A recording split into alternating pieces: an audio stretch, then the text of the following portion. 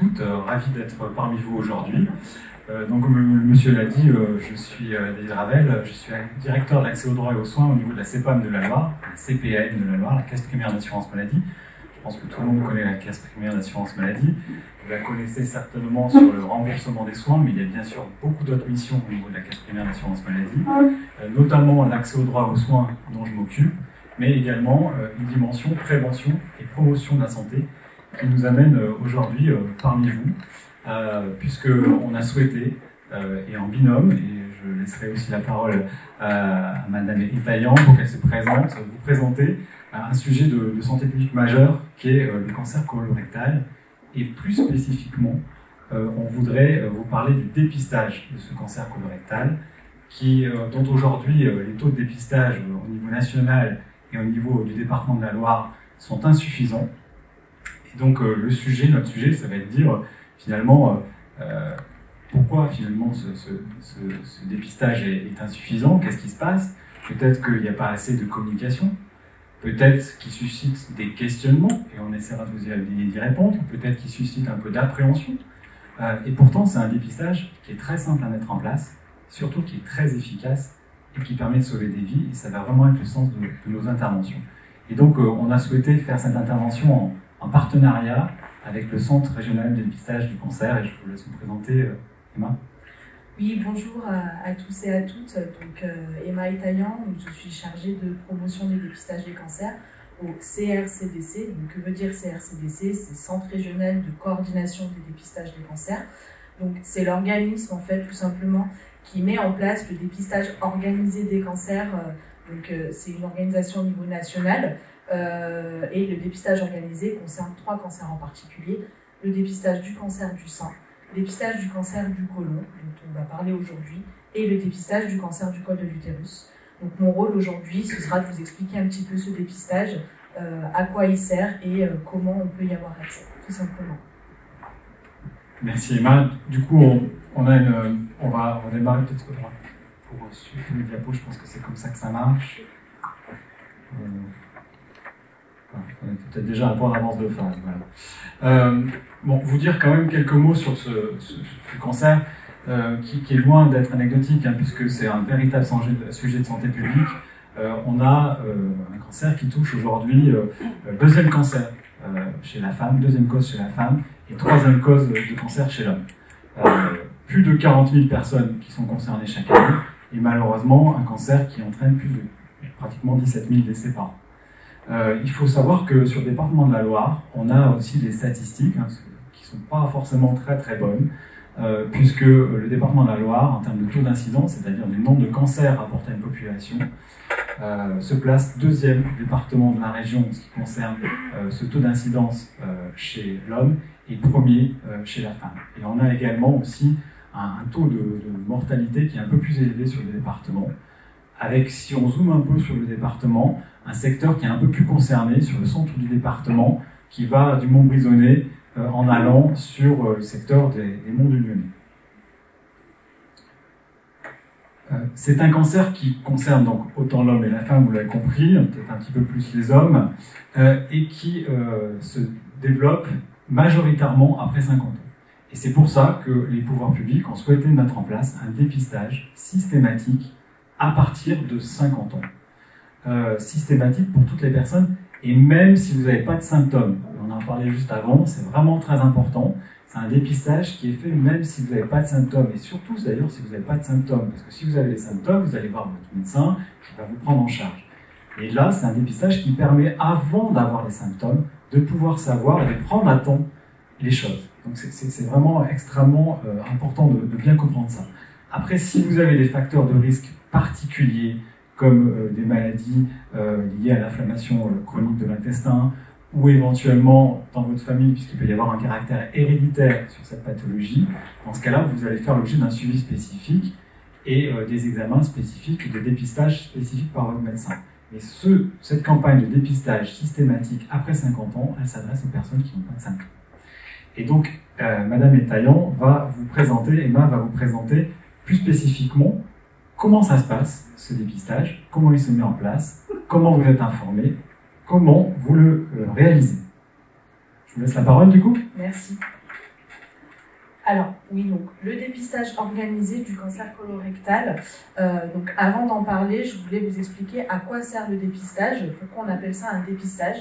Donc, vous voyez, je vous ai mis un petit graphique qui représente l'évolution d'un cancer.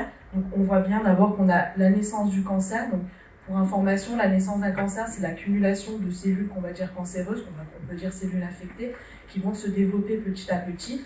Et donc, on a une évolution qui se fait plutôt sur du long terme. Hein. On est une dizaine d'années, souvent, avant de développer des cancers, dans la majorité des cas.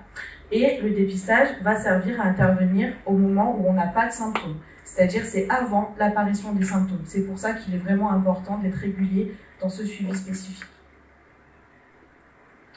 Donc, l'intérêt du dépistage du cancer colorectal, ce sera de déceler des lésions qui ne sont pas forcément cancéreuses. Souvent, c'est des lésions au niveau du côlon qui vont saigner, qu'on appelle des polypes. Un polype, c'est comme un bouton, une excroissance qui va se former au niveau de la paroi de l'intestin et qui va saigner de temps en temps. Donc là, c'est important d'intervenir à ce moment-là, puisqu'on n'a pas de symptômes, on commence juste à avoir des saignements, et un polype n'est pas forcément un cancer. Un polype est une lésion qui a plus de chances d'évoluer en cancer. Comment ça marche, le dépistage organisé? Donc, à partir de 50 ans, les hommes et les femmes reçoivent ce qu'on appelle une invitation. C'est un courrier qu'ils reçoivent chez eux, donc de la part du centre de dépistage des cancers. Et c'est un courrier qui va vous servir à aller récupérer un test, donc on verra un petit peu après. Donc c'est un test simple à faire chez soi tous les 2 ans, entre 50 et 74 ans, et qui est totalement gratuit. En tout cas, tout est pris en charge par l'assurance maladie. Le test, il est à récupérer soit chez votre médecin traitant avec votre invitation, soit maintenant, et ça c'est nouveau, vous pouvez le récupérer en pharmacie. Il y a des pharmaciens qui sont formés avec votre invitation toujours. Et vous pouvez aussi le commander en ligne. Donc il y a un site maintenant de commande en ligne avec un petit questionnaire qui vous permet de le recevoir directement chez vous. Le kit de dépistage, le voilà. Donc là, je vous ai mis une photo. Donc c'est vraiment comme ça qu'il se présente. Donc c'est une enveloppe bleue avec 3 compartiments. Il y a un compartiment, le premier, vous avez évidemment le mode d'emploi. Au milieu, vous avez une fiche qu'on appelle fiche d'identification. Donc c'est la fiche avec laquelle vous aurez vos informations personnelles et vous avez un petit papier qui vous servira à recueillir les selles. On verra aussi après. Et vous avez au milieu cette fameuse tige que vous voyez tout à droite. Donc en fait, le prélèvement de selles se fait sur cette tige-là. On la montre, c'est important parce que souvent les personnes ne connaissent pas en fait le test. Ils pensent qu'on envoie toutes les selles, que c'est un test qui est vraiment invasif, etc. Donc vous voyez bien qu'ici, le prélèvement, il se fait simplement sur un tout petit bout de tige et il peut vous sauver la vie. Comment ça se passe? Donc, comme je vous expliquais, il y a 3 volets. Le mode d'emploi, la fiche d'identification avec vos informations et le tube de prélèvement. Comment vous allez faire exactement?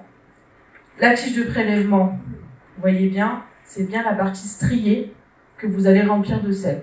Donc, vous voyez, c'est même pas toute la tige que vous allez remplir. Très simple et efficace. Les modalités de prélèvement. Vous avez votre dispositif de recueil, donc en fait c'est un papier que vous allez coller sur la cuvette des toilettes pour recueillir vos selles. Vous allez à la selle, donc c'est bien important d'uriner avant, il ne faut pas mélanger les deux. Donc vous prélevez, vous allez à la selle, vous prenez votre tube et vous allez gratter vos selles, voilà un petit peu partout. Vous refermez votre tube, vous le secouez. Il est important de le secouer parce qu'en bas en fait, du tube, vous avez un petit liquide qui va vous permettre juste de préserver le prélèvement, tout simplement. Une fois le prélèvement fait, là vous avez terminé. Le papier passe dans les toilettes, vous pouvez tirer la chasse. Vous prenez votre petit tube, vous le mettez, vous avez un petit sachet de protection. Vous fermez le sachet de protection et vous avez ensuite une enveloppe qui est déjà remplie, pré-timbrée. Vous glissez votre tube de protection, votre fiche d'identification avec vos informations, et tout ça part à la poste. Tout ça, bien évidemment, gratuitement. Donc, je vous ai remis un petit schéma pour être vraiment très synthétique. Vous avez entre 50 et 74 ans, vous recevez votre invitation, vous allez soit chez votre médecin, soit en pharmacie, soit sur le site internet qui est dédié, vous recevez votre kit, vous le réalisez à la maison, vous l'envoyez gratuitement et vous recevez les résultats. En général, ça prend une quinzaine de jours pour recevoir les résultats.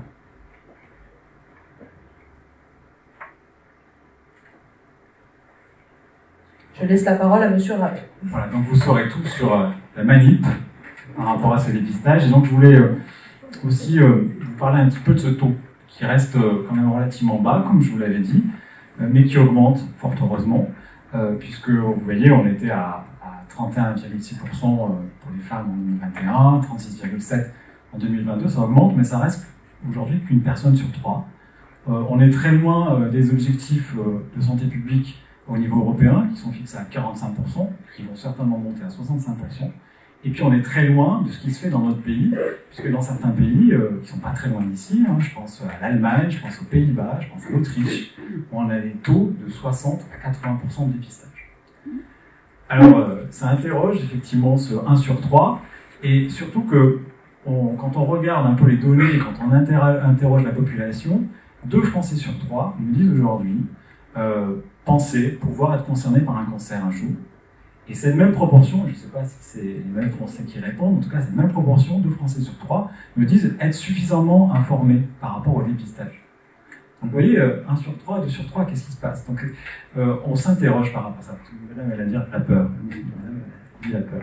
Effectivement, il y a peut-être aussi le fait qu'il y a des Français qui ne se sentent pas concernés. Peut-être qu'on ne se sent pas concerné. Et donc c'est pour ça qu'il faut s'interroger sur les facteurs de risque.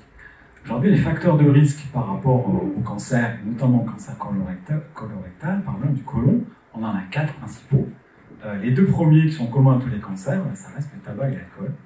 Donc, et par rapport à ça, quand on interroge les Français, c'est pas, tous les Français n'ont peut-être pas forcément la même notion du risque ou du degré de risque par rapport à leur consommation. Et c'est vrai que c'est les 2 principaux facteurs. Après, on en a 2 autres. Notamment l'alimentation. Parce que l'alimentation, c'est assez spécifique pour le cancer colorectal. Ce qu'il faut savoir, c'est que si on mange un peu trop de charcuterie, de viande rouge, ça peut être des facteurs aggravants. Et au contraire, j'avais l'intervention tout à l'heure très intéressante sur la santé environnementale, si on mange des légumes et si on mange des fibres, ça peut être aussi un facteur de protecteur.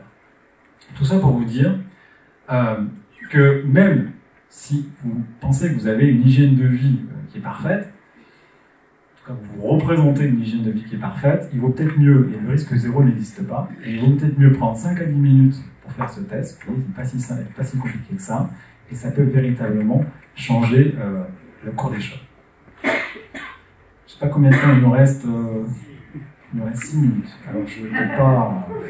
Bon, je vais aller juste pour vous montrer un petit peu la carte de ce taux de dépistage. Aujourd'hui, sur le département, on voit quand même qu'on a des zones où il y a un peu moins de taux de dépistage, et ça corrobore assez bien avec les zones aujourd'hui où on a un petit peu plus d'impact, malheureusement, avec ce cancer, et ça corrobore aussi bien avec des zones aussi où on a peut-être plus de difficultés d'accès aux soins.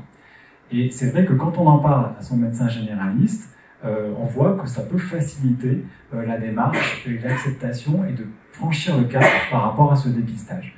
Mais c'est vrai que nos généralistes, parfois, ils n'ont pas toujours le temps d'en parler. Alors, il ne faut pas hésiter de leur en parler si vous avez des questionnements. Et puis, vous avez vu que vous pouvez aussi également en parler avec votre pharmacien. Et puis, si vous sentez que vous êtes à l'aise avec le sujet, vous pouvez directement commander le kit.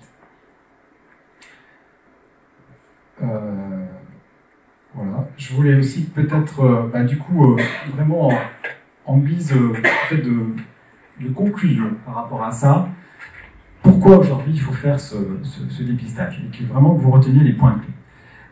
Le premier, c'est qu'on est sur une prise en charge du cancer à un stade très précoce. Et même à un stade où presque il est à peine perceptible. C'est vraiment ce que vous avez dit tout à l'heure. Et c'est ça qui est important. Et c'est que plus le cancer il est dépisté tôt, et plus derrière les chances de survie, à 5 ans sont importantes. Je crois que quand on dépiste tôt, c'est 9 cas sur 10, on a une survie à 5 ans. Malheureusement, quand on intervient trop tard, ces chances diminuent fortement et on est sur des plutôt en termes de probabilité entre moins de 2 sur 10. Deuxième élément, c'est la question des traitements moins lourds. C'est-à-dire que plus vous prenez tôt le sujet, et plus vous dépistez tôt, je réponds par rapport à ce que vous disiez aussi peut-être par rapport à la peur, plus vous dépistez tôt, plus on intervient et moins les traitements sont lourds. C'est-à-dire qu'il vaut mieux à un moment donné peut-être se faire enlever un polype, mais non, ça se fait très facilement, hein, c'est de la chirurgie, vous rentrez le matin, vous sortez le midi, voilà, donc ça va très très vite, que forcément traiter un cancer à un stade plus avancé, même s'il y a eu de gros progrès qui ont été faits, ça reste des méthodes assez lourdes, en termes notamment de chimiothérapie, etc., voire d'ablation, et forcément les conséquences derrière ne sont pas les mêmes. Autre point, et on est vraiment dans le timing, c'est un test qui est très très simple, vous l'avez vu à faire chez soi. Une fois qu'on a passé un peu cette barrière, peut-être un peu scatologique, hein, on parle de caca, simplement, une fois qu'on a passé cette barrière, c'est un test qui est vraiment très simple à faire, et surtout qui est très efficace, c'est-à-dire qu'on a très peu de faux positifs, je crois qu'on en a moins de 5 sur 1000, hein, si j'ai bien lu, ce qui veut dire que quand bien même vous aurez un faux positif, c'est-à-dire que ça vous montre que vous avez potentiellement quelque chose, et que ce n'était pas forcément un cancer, et ben ça vaut quand même le coup d'être suivi. Et puis c'est un test que vous pouvez faire chez vous, vous n'avez pas besoin d'aller à l'hôpital, vous n'avez pas besoin d'aller faire une coloscopie en première intention. Donc c'est très simple, et ça peut vraiment changer les choses, ça permet d'éviter aujourd'hui 2200 nouveaux cas de cancer sur le territoire national, et on a 30% de dépistage. Si on était sur des taux beaucoup plus importants, comme ça se passe aux États-Unis, c'est quasiment un cancer sur deux qui pourrait être évité si tout le monde jouait le jeu du dépistage. Voilà, donc le message qu'on avait envie de vous faire passer, mais je vois que ça suscite des questions. Et si on a plus de 74 ans, ce que je vous propose, c'est que pour les questions, on puisse les faire après, parce qu'il me semble que vous avez une petite vidéo qui est... Voilà. Eh ben, je fais horloge, mais je fais aussi rappel. Oui, alors... on a effectivement une petite vidéo, vous avez bien fait de faire le rappel, qui a été faite par la Ligue contre le cancer, une personne qui adhère à la Ligue contre le cancer. Et c'est un témoignage qu'on voulait aussi vous faire partager, qui est relativement court, mais je remercie donc la Ligue d'avoir pu réaliser cette petite vidéo. Bonjour, je m'appelle Nathalie, j'ai 56 ans et je vais vous raconter mon histoire. Il y a 5 ans, j'ai été invitée à participer au dépistage organisé du cancer colorectal. Ce dépistage est très simple à réaliser. Il s'agit d'un test qu'on réalise chez soi en 5 minutes. Et pour le faire, je me suis rendue chez mon médecin traitant qui, après un petit questionnaire, m'a remis ce test à réaliser. Donc je l'ai fait. J'ai envoyé le test au laboratoire pour l'analyse et une semaine après, j'ai eu le résultat. Ce résultat, il était positif. Alors positif ne veut pas dire que ça va bien, au contraire. Quand on dit que le test est positif, ça veut dire qu'on a vu du sang dans les selles et donc il faut faire des examens complémentaires. Je suis retournée voir mon médecin qui m'a orientée vers un gastro-entérologue pour faire une coloscopie. À l'issue de cette coloscopie, le gastro-entérologue m'a dit qu'on avait retiré un très gros polype, à la limite d'être un cancer. Grâce à ça, du coup, grâce au dépistage et à la coloscopie, j'ai vraiment évité d'avoir un cancer du rectum. Ce que j'ai tiré donc de cette expérience, pour moi, c'est de me dire que j'ai eu bien fait de ne pas attendre, de faire ce test dès qu'on me l'a proposé. J'aurais attendu quelques mois de plus, c'était probablement un cancer dont on m'opérait, avec des traitements et avec les conséquences qu'on peut avoir aussi sur un cancer. Aujourd'hui, je vais bien, j'ai une surveillance régulière que je fais, et ce que je vous conseille de faire vraiment, c'est de ne pas attendre. Lorsqu'on vous invite au dépistage du cancer colorectal entre 50 et 74 ans, faites-le, parce que cet examen peut vraiment vous sauver la vie.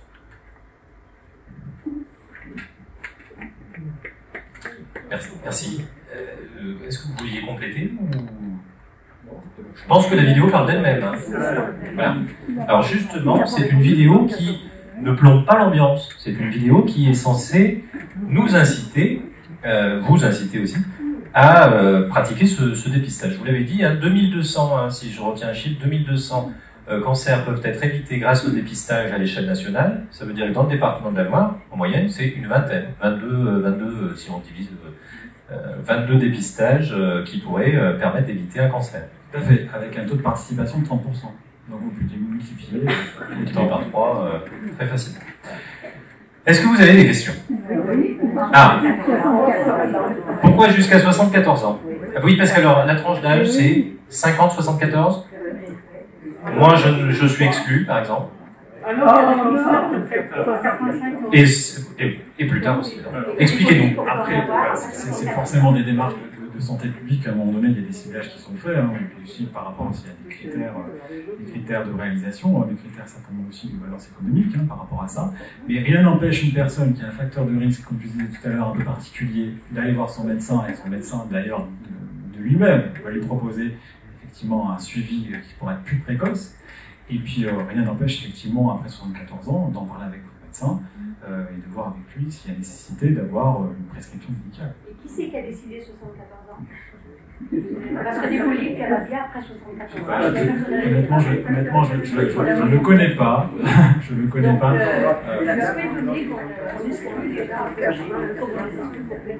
Alors, voilà, si vous pouviez juste répondre à cette question, parce qu'il y a beaucoup de questions sous-jacentes, c'est si votre médecin vous invite à pratiquer un dépistage, celui-ci sera gratuit.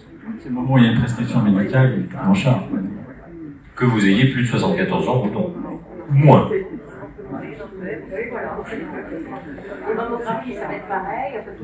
Est-ce que vous avez d'autres questions? Alors le mois de mars, c'est un mois spécial pour... Ceci étant, vous voyez que les gens entre 50 et 74 ans, il n'y en a que 30% qui le font, effectivement. Mais votre question est tout à fait Vous savez pertinente. pourquoi ils ne le font pas? Parce qu'avant, dans les années en arrière, on parlait beaucoup des cancers du sein, de l'utérus et du poumon.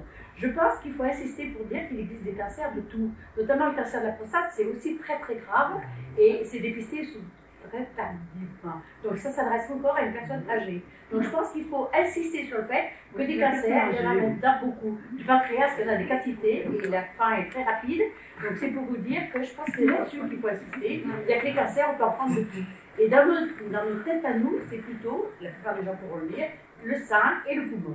C'est rester dans cette mentalité-là. Donc si vous ne faites pas évoluer cette mentalité-là, et ben c'est là qu'on ne se trompe pas. Alors, vous avez raison, le travail de prévention, c'est d'insister, de sensibiliser tout le monde pour, vous pouvez peut-être en dire deux mots sur les autres cancers. La prévention, si vous voulez, il y a plusieurs étapes de la prévention. Il y a la prévention primaire, il y a la prévention secondaire.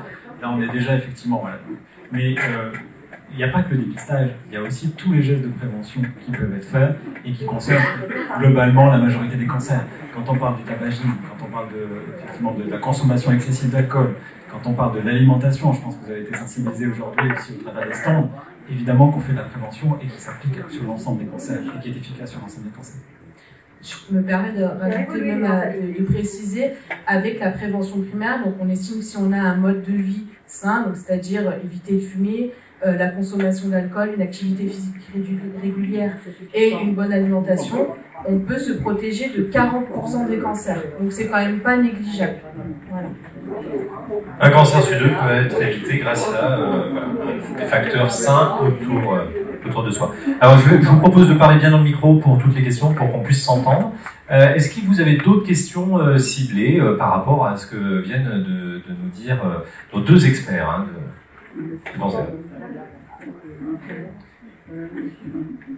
Non, pas de questions. Alors du coup, ça transite par la poste. Hein? Oui. Alors, le test est envoyé par la poste et en fait, il est envoyé dans un laboratoire qui analyse, qui centralise tous les tests sur Paris. Et du coup, on a des retours très rapides. Et donc, du coup, plutôt pratique parce qu'on peut le faire chez soi et ça incite les gens à le faire plus facilement, j'ai envie de dire. Absolument. Le but, c'est que ce soit accessible. Ah, ça c'est la poste. Oui, madame a raison. Madame a raison, c'est plutôt le lundi que le vendredi à déposer dans la boîte aux lettres pour que le courrier arrive jusqu'au bout. C'est précisé, je crois. C'est précisé dans le document. C'est précisé dans le document, me dit-on dans l'oreillette. Est-ce qu'il y a d'autres questions, des éclaircissements à avoir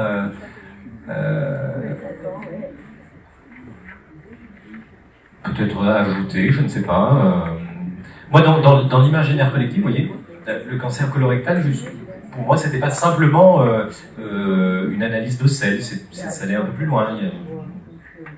Je crois. Mais c'est pour ça aussi qu'on voulait intervenir par rapport à ça, parce qu'il y a certainement une image qui est fausse, une représentation qui est fausse. Vous avez vu, c'est finalement très simple. Et effectivement, on a l'impression que ça peut être beaucoup plus invasif, alors que c'est pas le cas. En tout cas, c'est pas le choix qui a été fait en France. Voilà, il n'y a pas de coloscopie systématique. C'est fait dans notre pays, c'est pas fait en France, et c'est un test qui marche très bien. Mais c'est encore un test qui est fait à la maison. Donc c'est des choses que les personnes ne sont pas habilitées à faire avant. Donc il faut aussi minimiser et dire qu'on peut le faire chez soi, c'est ça, c'est ça, c'est ça. Mais avant, on ne se testait pas à la maison. Voilà, je crois qu'il faut peut-être, c'est comme une analyse d'urine, on ne fait pas ça à la maison non plus. Vous voyez, il y a plein de choses comme ça. Il faut dire que ça peut se faire, que c'est fiable, c'est tout ça. Une minute pour vous, C'est ce qu'on a essayé de dire, c'est vraiment ce qu'on a essayé de dire, mais on est tout à fait d'accord. Travailler l'assurance maladie avant, non? Non, mais je pense qu'il y a des choses On recrute si vous voulez. Ah, il recrute. D'autres questions, des éclaircissements par rapport à ce sujet, qui est quand même un sujet sociétal majeur, puisque effectivement, parfois, on a tendance à dramatiser aussi tout ce qui tourne autour du cancer, mais qui peut être évité, donc, vous le disiez, par un simple dépistage, celui-ci, mais tous les autres. Et la coloscopie, on fait une coloscopie, des moments où on est endormi, d'autres fois. Coloscopie, à quel moment on fait une coloscopie? Alors, c'est sur prescription médicale évidemment, et puis c'est pas forcément uniquement par rapport à cette question-là. Sachant que si vous avez fait une coloscopie, mais je pars sous contrôle de Emma, hein, si vous avez fait une coloscopie dans les 5 ans, voilà, vous êtes considéré comme n'étant pas forcément dans les sujets devant faire le dépistage. Ça vous sécurise par rapport à ça. Cette assemblée-là, de ce côté-là, vous êtes beaucoup plus bon élève, mais vous avez moins de questions. Est-ce que... Ah, madame, j'ai lu quelque chose qui... Alors, attendez, bougez pas. Vous connaissez une personne. Attendez, je vais juste vous embêter un petit instant pour accéder jusqu'à madame. Vous voyez, je m'installe à côté de vous, madame. Voilà, hop, et je vous tiens le micro. Voilà, donc voilà, je m'appelle Isabelle Chancel, j'ai mon mari qui est un facteur de risque particulier parce que son papa, son grand-père, il y a beaucoup de personnes qui ont des cancers dans la famille. Il passait une coloscopie tous les 3 ans et maintenant il passe une coloscopie tous les 5 ans. Donc il y a quand même 2 ans d'écart entre avant et maintenant. C'est quand même important. Alors pourquoi cet écart de 3 à 5? Après, on n'est pas médecin. On n'est pas médecin. Mais ce que je vous disais, c'est que le suivi qui est fait par rapport à des gens qui ont des facteurs de risque, comme c'est le cas pour votre époux, il est fait en lien avec son médecin spécialiste. Après, c'est au médecin qui juge effectivement voilà, quelle est la bonne fréquence, sachant que pour la population générale, 5 ans, c'est le délai sur lequel on estime effectivement que vous avez une coloscopie pendant les 5 ans, vous êtes normalement protégé. Oui, parce qu'on avait eu le temps entre la naissance des cellules cancéreuses, le dépistage, etc. Il s'écoule plusieurs années. L'essentiel, c'est qu'il soit suivi, et particulièrement avec des facteurs à risque. Puisque, on rappelle, les antécédents familiaux sont considérés comme étant des facteurs génétiques à risque. Eh bien écoutez, vous avez été complet, vous l'aurez compris, si vous avez entre 50 et 74 ans, et plus même, et moins aussi, n'hésitez pas, dépistage, la petite enveloppe pré-timbrée, à déposer dans les boîtes aux lettres, non pas un vendredi, mais le reste de la semaine. Réponse dans les 1 à 2 semaines qui suivent pour savoir où vous en êtes. Merci à vous aussi pour cette explication.